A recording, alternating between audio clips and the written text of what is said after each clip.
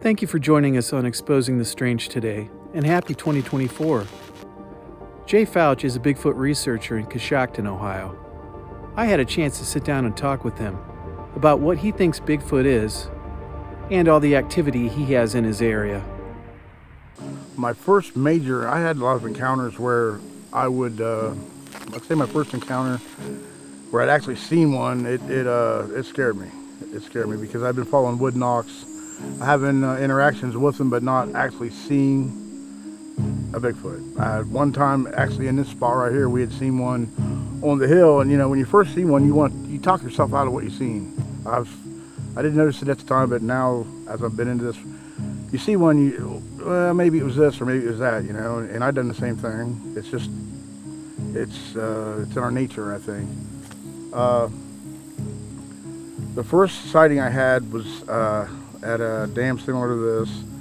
It was daylight, just getting daylight. It wasn't daylight yet. It was just still as that little area where you can see pretty good, but not really good for. I couldn't see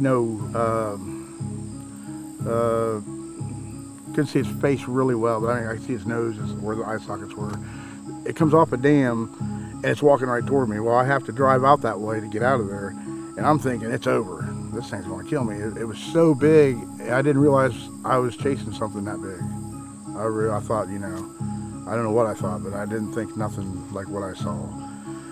And it's coming toward me, and I'm trying to snap out of being scared because it scared me.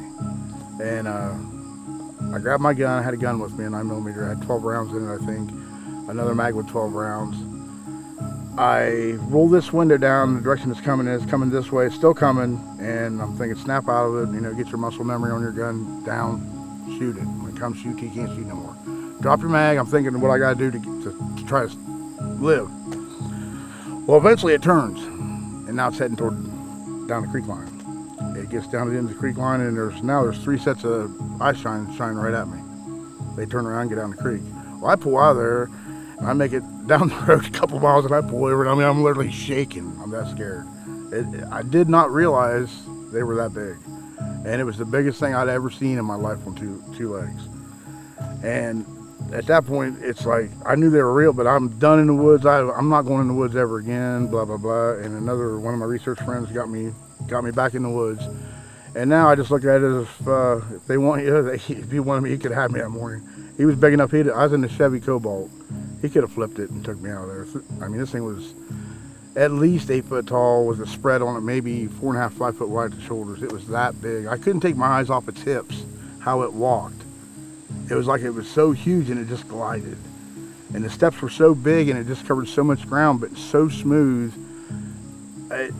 It was just to watch it walk was just amazing. Just to walk was amazing to me.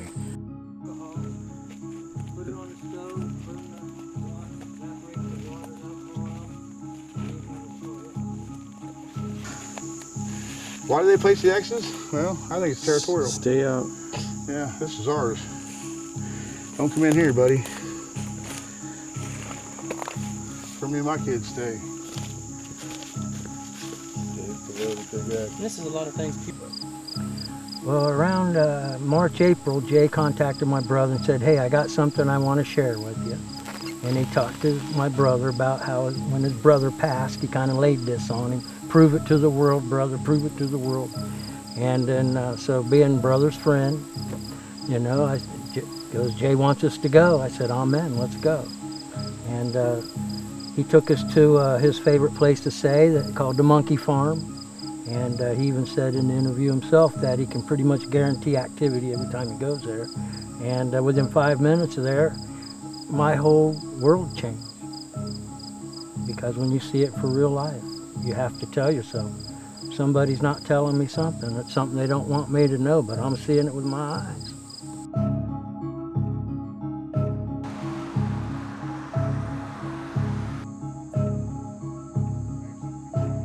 Coshocton's a hot spot because when I first started researching these things, I shoved everything I ever heard about them out of my head. And I didn't research them, I hunted them.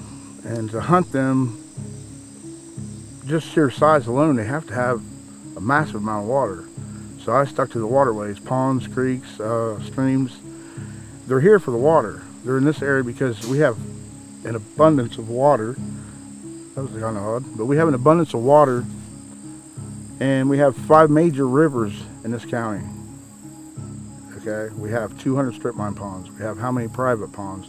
We have corn, we have deer, we have everything a predator that size would need to survive here, and they are doing very well here.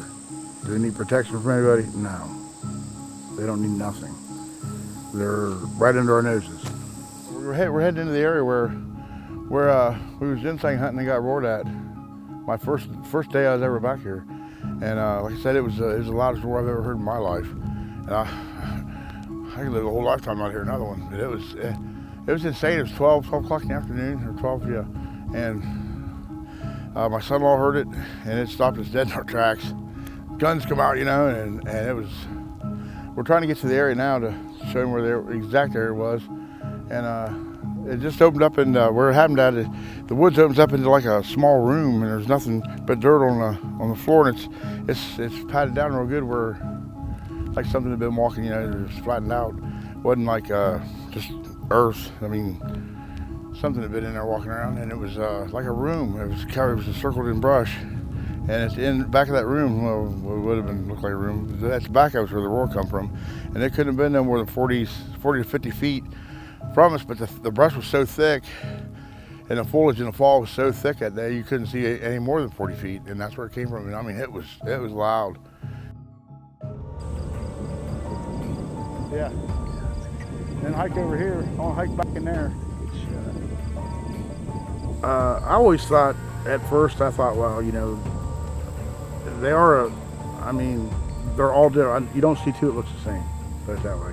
So when you see the 1967 Patterson-Gimlin film, you can't just go out and look for that, because that's very few of them look like that, especially here in Ohio. I have seen them that look, hey man, looks just like Patty, you know, but they're all different looking, and I actually believe there's 2 or maybe 3 different species of them here in Ohio. But I've seen them where they have short hair, monkey looking, ape looking. I've seen them with long hair, looks just like a person in the face. And those are the ones that, I mean, we had one day, had no hair on his face whatsoever. And it looked like a Neanderthal man. And it looked human as me and you sitting there.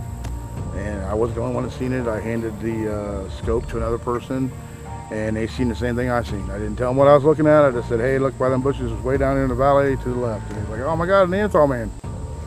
You know, so as another researcher, a friend of mine, Richard, he says, pretty sure there's a grass man, of what they call the grass man, and then there's an Ohio Bigfoot.